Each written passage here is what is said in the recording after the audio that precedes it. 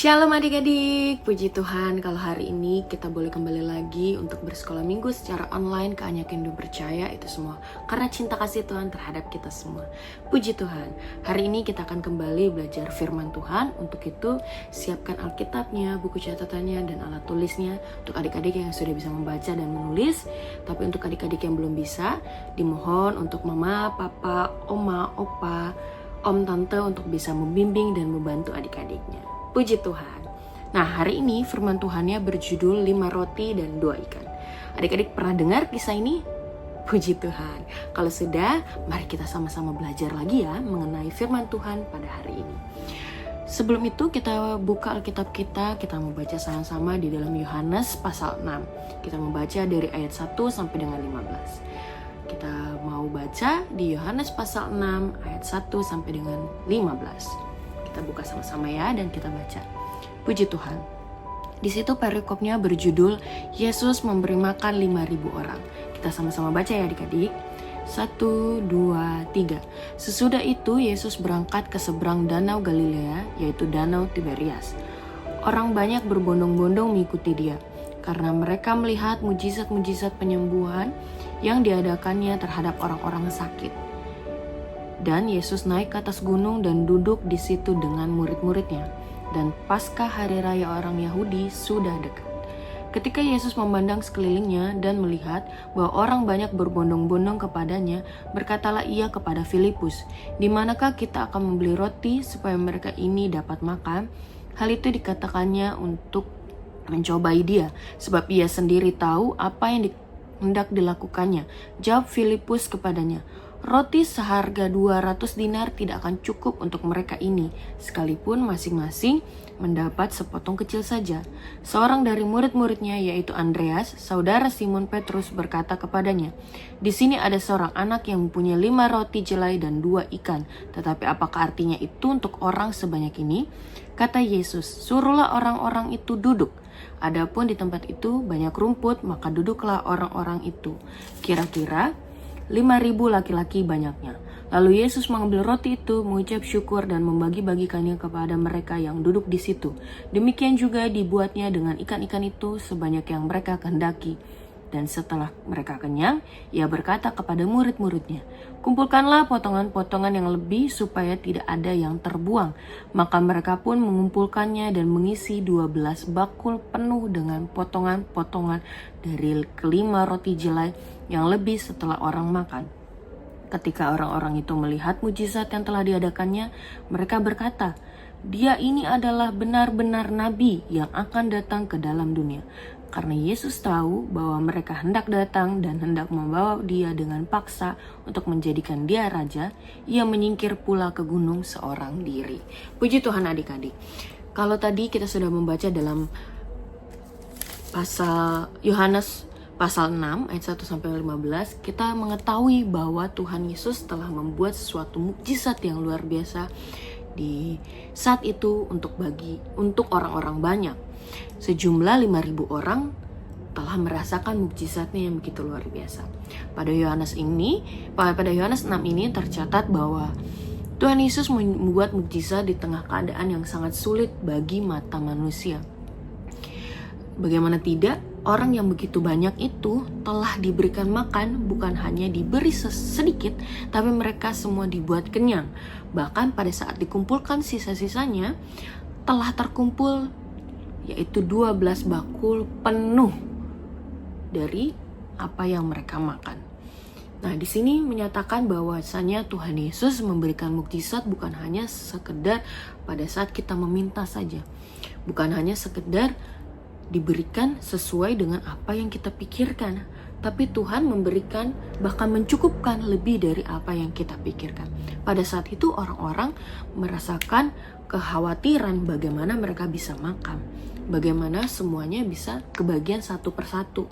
Tapi di sini Tuhan buktikan bahwasanya kuasa Tuhan lebih dari apa yang dipikirkan manusia. Tuhan menyediakan makanan itu menjadi cukup. Bahkan semuanya dibuat kenyang, bukan sekedar icip-icip, tapi semuanya dibuat kenyang, semuanya dibuat terasa cukup, dan bahkan masih menyisakan banyak jumlahnya. di luar dari ekspektasi manusia, di luar dari pikiran manusia. Nah, dari sini kita semakin diingatkan lagi bahwasanya mukjizat Tuhan itu benar adanya, dan mukjizat Tuhan itu dapat terjadi bukan hanya untuk 1-2 orang aja, tapi bagi banyak orang yang mau percaya dan dengar-dengaran kepadanya. Seperti apa yang disampaikan pada firman Tuhan hari ini. Pada saat itu Tuhan berada di situasi di mana orang-orang mempunyai rasa khawatir, rasa ragu. Seperti, coba kita buka lagi ya, di ayat 7. Filipus mengatakan, roti seharga 200 dinar tidak akan cukup untuk mereka ini, sekalipun masing-masing mendapatkan potong-potongan kecil. Jadi walaupun sudah tersedia makanan di situ, orang itu juga akan tetap gak percaya kalau ini cukup bagi orang segitu banyaknya. Lalu kita cek lagi nih di ayat selanjutnya. Ada seorang bernama Andreas, saudara Simon. Dia juga berkata, di sini ada seorang anak mempunyai 5 roti jelai dan 2 ikan. Terus kalimat selanjutnya dikatakan, tetapi apakah artinya itu untuk orang sebanyak ini? Lagi-lagi manusia menyatakan keraguannya, kekhawatirannya untuk situasi pada saat itu.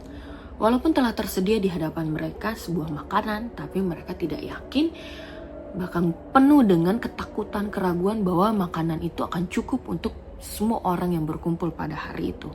Padahal kalau kita cek di ayat yang sebelumnya, kita baca di ayat 5 bagian yang terakhir. Tuhan Yesus bertanya, di manakah kita akan membeli roti supaya mereka ini dapat makan? Ingat ya, pertanyaan Tuhan itu di manakah? Tuhan tidak bertanya, berapakah harganya roti tersebut? Berapakah jumlah yang akan mereka beli untuk mencukupkan semua orang yang ada di situ? Tuhan hanya bertanya, di manakah? Tapi jawaban dari muridnya tidak menjawab pertanyaan Tuhan. Tuhan tanya, di mana ya kira-kira kita bisa beli makanan untuk orang-orang yang berkumpul hari ini? Filipus menjawab, roti harga 200 dinar gak akan cukup Tuhan. Lalu Andreas juga menjawab, ada sih 5 roti 2 ikan tapi tetap gak cukup. Apakah menjawab pertanyaan Tuhan? Sekali lagi, Tuhan bertanya, di manakah kita dapat membeli roti supaya mereka ini dapat makan? Pertanyaan Tuhan di mana? Tapi manusia ini, 2 orang ini menjawab bukan apa yang Tuhan tanyakan. Mereka tidak menjawab di mana lokasi tempat mereka akan beli makanan, tapi mereka menjawab dengan keraguan mereka. Mereka menyimpang dari pertanyaan Tuhan. Mereka justru menginformasikan mengenai harga dari roti tersebut, harga dari makanan tersebut. Atau bahkan yang satunya lagi menyebutkan jumlahnya, kuantiti dari makanan yang ada. Mereka tidak menjawab pertanyaan Tuhan. Tapi Tuhan tidak marah. Tuhan justru buktikan, Tuhan Yesus justru nyatakan lewat keraguan mereka, ketidakpercayaan mereka akan Tuhan. Tuhan hanya menjawab satu hal. Tuhan hanya memberikan satu perintah bagi mereka. Kita baca di ayat 10. Kata Yesus, suruhlah orang-orang itu duduk. Tuhan hanya memberikan perintah satu untuk mereka duduk. Mereka duduk, mereka diam, mereka tenang. Karena Tuhan tahu, Tuhan sanggup kok menyediakan bagi semua orang yang hadir pada saat itu. Satu persatu Tuhan tahu. Tuhan pasti cukupkan. Tuhan hanya bertanya, di mana kira-kira kita bisa beli konsumsi hari ini, makanan hari ini. Tuhan tidak tanya harganya berapa untuk makanan orang segini banyaknya orang. Tuhan gak tanya kira-kira kita harus beli berapa banyak makanan. Tuhan cuma tanya di mana. Karena Tuhan tahu ketika Tuhan bertanya di mana, Tuhan sudah tahu, Tuhan bisa mencukupkan.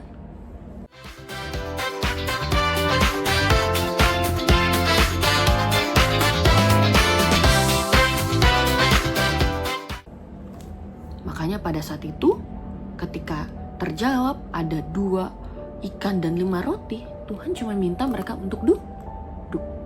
Mereka disuruh bersabar, diam, menunggu Tuhan untuk melakukan partnya Tuhan. Partnya kita kan menjawab pertanyaan Tuhan. Ketika Tuhan tanya di mana, ya kita jawab lokasinya. Kita nggak usah bertele-tele menjawab yang lain. Kita nggak usah muter-muter kasih tahu, tapi Tuhan ini, tapi Tuhan itu, tapi Tuhan nggak sanggup, tapi Tuhan nggak cukup, tapi Tuhan tapi dan tapi. Di kepala kita penuh dengan kekhawatiran, ketakutan, sehingga ketika kita menjalankan apa yang Tuhan perintahkan, kita jadi ragu-ragu, nggak sungguh-sungguh. Jadi nggak fokus atas apa yang Tuhan sampaikan. Tuhan bertanya, pertanyaannya di mana, kita malah jawab hal yang lain. Padahal kalau kita baca lagi dari awal di pasal 6 ini, Tuhan juga tahu kok pada hari itu Tuhan akan didatangi oleh banyak sekali orang. Berbondong-bondong orang itu datang ke Tuhan. Tuhan tahu.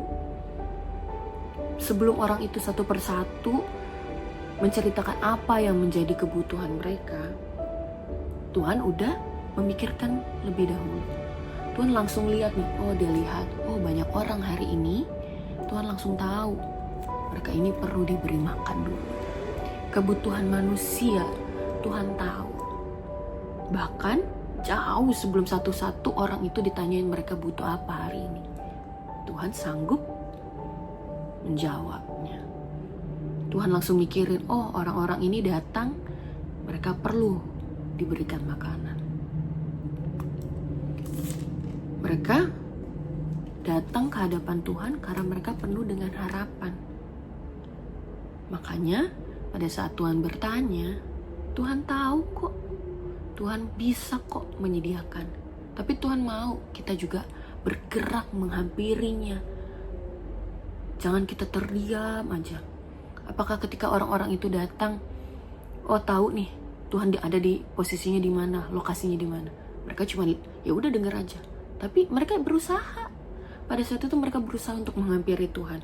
Pada saat itu mereka berusaha untuk mendekatkan diri mereka ke kehadiratnya Tuhan, ke keberadaannya Tuhan. Mereka mencari Tuhan. Apakah ketika orang-orang itu semua mencari Tuhan akan mendapatkan hasil yang sia-sia? Ya kan enggak. Bahkan ketika orang-orang itu belum duduk, belum memberitakan atau memberitahu apa yang mereka butuhkan dari Tuhan, Tuhan sudah memikirkan lebih dahulu apa yang menjadi kebutuhan saat ini untuk mereka. Tapi karena kita manusia, seringkali kita melupakan bahwasanya kita punya Tuhan yang punya kuasa luar biasa. Makanya kehidupan kita dipenuhi dengan ketakutan, keraguan, kekhawatiran, dan berujung gak fokus atas apa yang Tuhan tanyakan ke diri kita masing-masing. Misalkan hari ini kita ditanyanya, mau kemana? Kita jawabnya, aduh Tuhan gak ada duit, aduh Tuhan mau ongkos ini, aduh Tuhan. Tuhan tanya mau kemana? Coba kita jawab sesuai dengan apa yang menjadi pertanyaan Tuhan. Mau kemana kah kamu hari ini? Misal, Tuhan aku hari ini mau pergi sekolah. Ya sudah. Ketika kita berdoa, kita yakin sungguh-sungguh, Tuhan pasti sediakan kok. Banyak sekali caranya Tuhan untuk menjawab doa kita. Mungkin pada hari itu kita ketakutan, bensin motor orang tua kita tidak terisi, kosong. Tapi apakah cuma cara itu Tuhan bisa membantu kita? Tuhan bisa menjawab doa kita? Ya kan enggak. Banyak sekali caranya Tuhan untuk bisa menjawab doa kita. Tuhan bisa jawab lewat guru, Tuhan bisa jawab lewat teman, tetangga, saudara, bahkan kepada orang-orang yang tidak terfikirkan oleh kepala kita, tidak terfikirkan oleh kita sebagai manusia, tapi Tuhan bisa jawab. Maka dari itu Tuhan mau kita fokus terhadap apa yang Tuhan tanyakan, apa yang Tuhan perintahkan. Karena jauh sebelum kita meminta Tuhan, kita mau melayani Tuhan, Tuhan sudah lebih dulu melayani kita. Tuhan sudah memberikan apa yang kita butuhkan jauh sebelum kita memikirkannya dan memintanya. Jadi, kembali lagi firman Tuhan hari ini mengingatkan kepada kita bahwasanya kita tidak perlu lagi mau dikuasai oleh rasa takut, khawatir, ragu atas kehidupan kita. Seiring berjalannya waktu, adik-adik bertumbuh, jadi remaja, pemuda, bahkan nanti dewasa menjadi orang tua lagi, kita akan dipertemukan atau dihadapkan dengan situasi yang membuat kita merasa takut, merasa khawatir, bingung, ragu. Gimana ini Tuhan caranya? Gimana ya Tuhan? Emangnya bisa? Emangnya mampu? Firman Tuhan hari ini menegaskan kembali, bukan hanya ke guru-guru sekolah minggu, tapi juga ke adik-adik dan bahkan orang tua di rumah, bahwasanya Tuhan itu sanggup. Tuhan pasti cukupkan.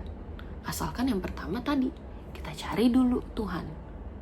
Dekatkan diri kita ke Tuhan. Jangan kita juga udah gak tahu gimana caranya, kita makin jauh dari Tuhan. Gimana kita bisa dengar apa yang Tuhan mau sampaikan kalau kita aja jauh dari Tuhan? Pertama, kita harus dekatkan diri kita. Bangun hubungan yang erat, intim bersama Tuhan Yesus. Sering ngobrol sama Tuhan lewat doa.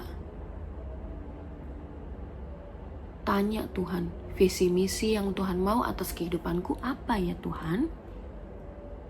Tuhan pasti akan sediakan kok jalannya, caranya. Mukjizat itu tidak pernah berhenti adik-adik. Mukjizat itu bukan terjadi hanya untuk 1-2 orang saja. Bukan hanya untuk 1-2 keluarga saja. Untuk semua orang yang ada di muka bumi ini.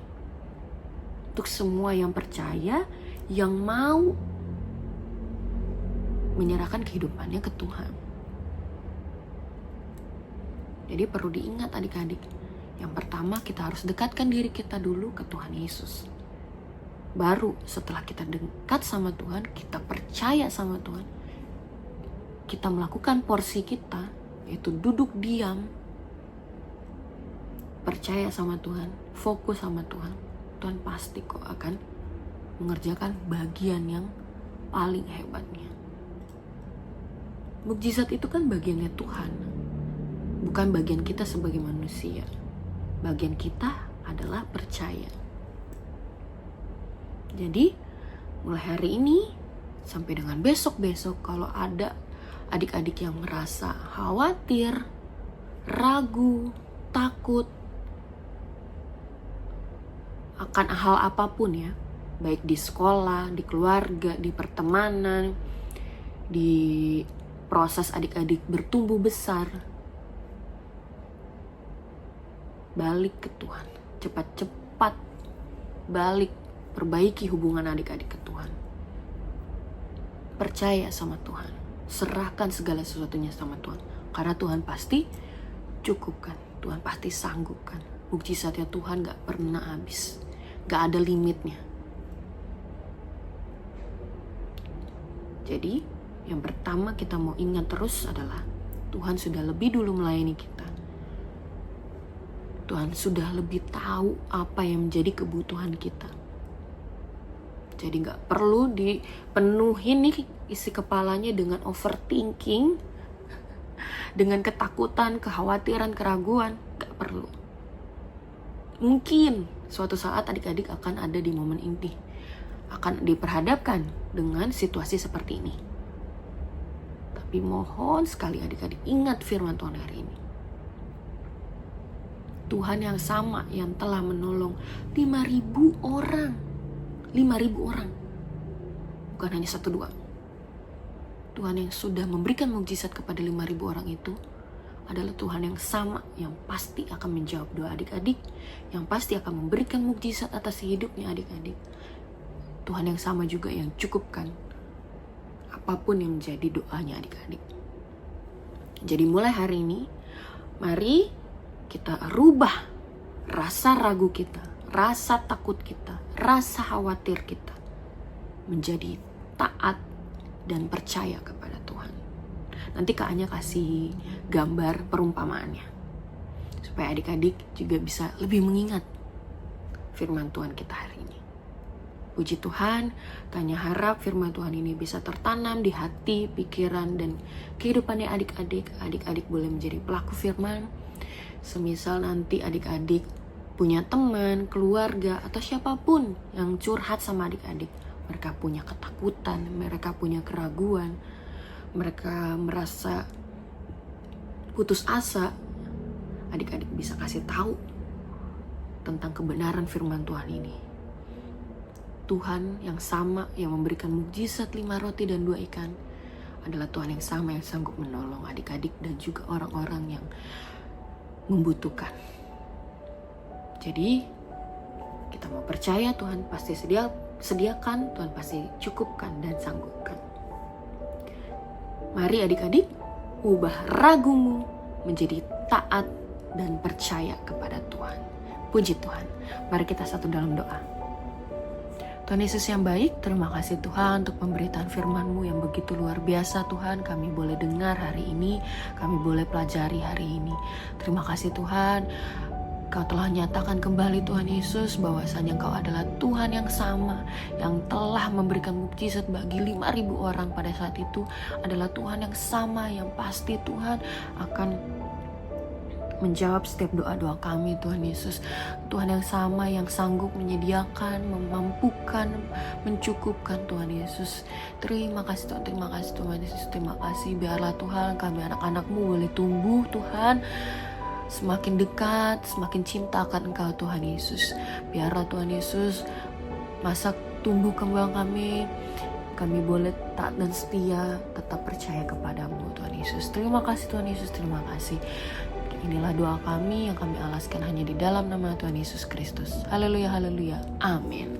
Puji Tuhan adik-adik. Sampai bertemu di sekolah minggu depan. Bye-bye, God bless you.